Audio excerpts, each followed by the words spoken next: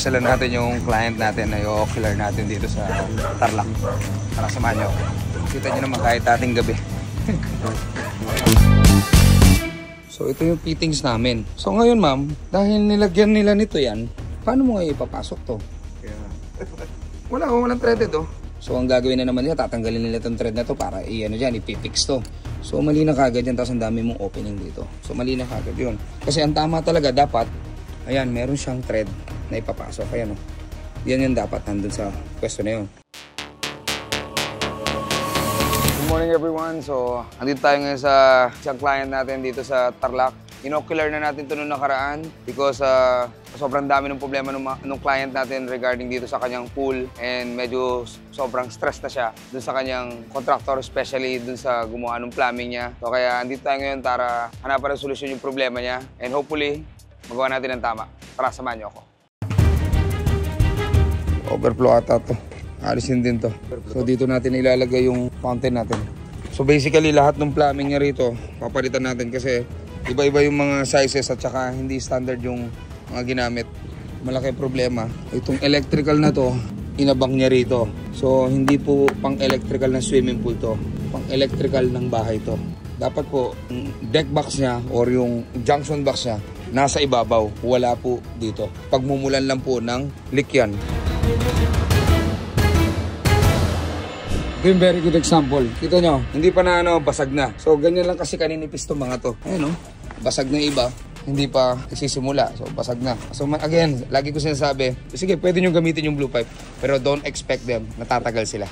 Kaya nga karamihan ng mga problema natin sa swimming pool, puro blue pipe. Hindi tayo nag-iimbento ng problema ha. Ang client ang tumatawag sa atin dahil sa mga problema at issue nila. Tayo nandito lang tayo para magbigay ng solusyon.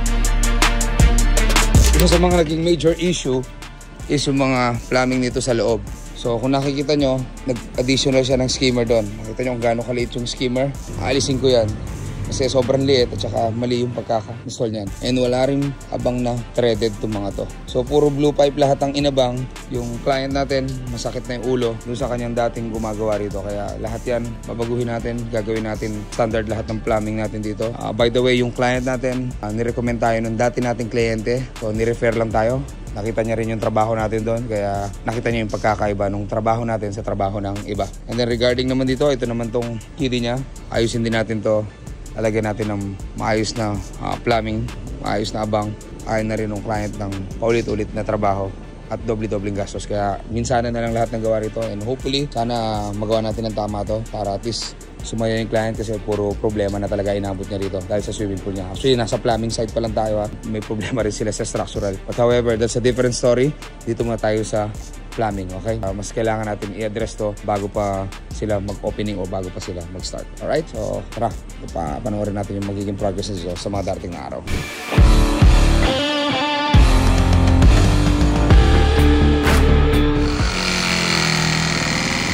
Dating tubo. Papalitan natin ng tubo na pang swimming pool yun, yung gray pipe.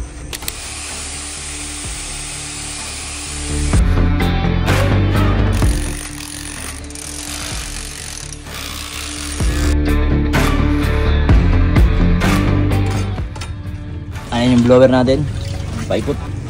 So yung ano natin, yung fountain. Tapos yung dalawang vacuum, ayan. Tapos isa nyo.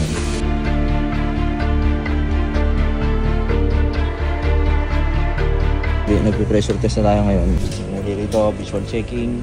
May natugtungan, yung tuyo. Ayan, wala. Okay, goods. Tabon!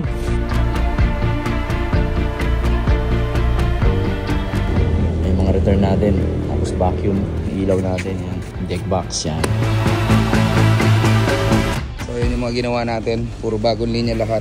Nandito yung deck box natin sa ibabaw, sa electrical. Ayan yung mga bago natin linya. Wala na rin yung mga dating pipes dito. Yan, puro bago na to. Isasara na lang yan pagkatapos magtayo. So ito yung sa electrical natin nandun sa ibabaw. Ito yung pump room natin.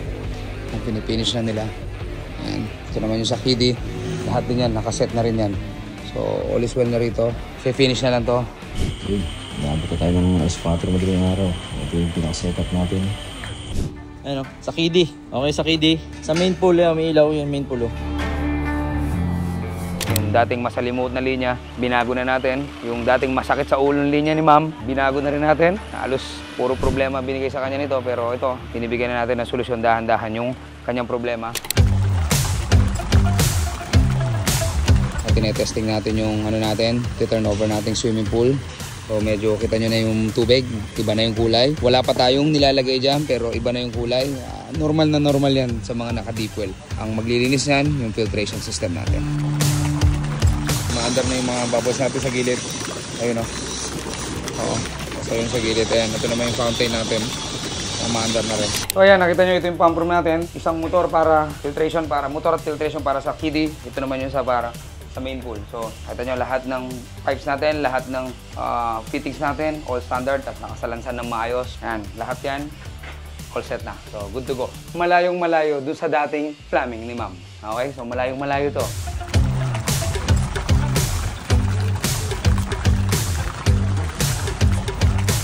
Pulse natin. Nagbabago yung kulay.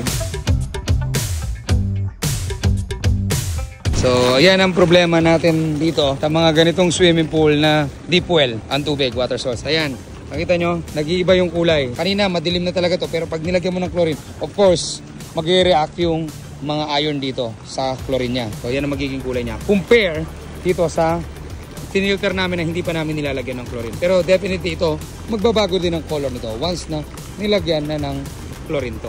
Again, that's normal.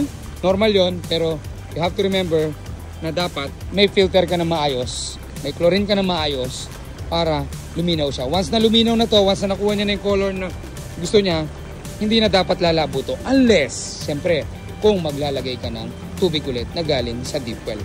Kita nyo, kanina malinis to. Nilagyan ng chlorine. Yan na yung kulay niya.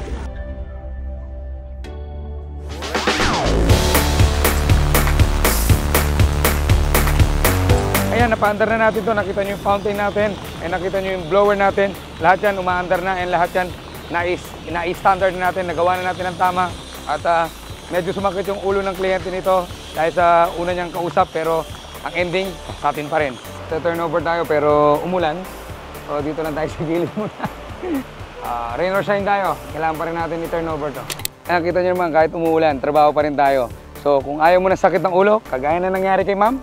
Kung ayaw mo ng problema, kagaya na nangyari kay ma'am, alam mo na kung sino hanapin mo. Pag sigurado, alam mo na kung sino.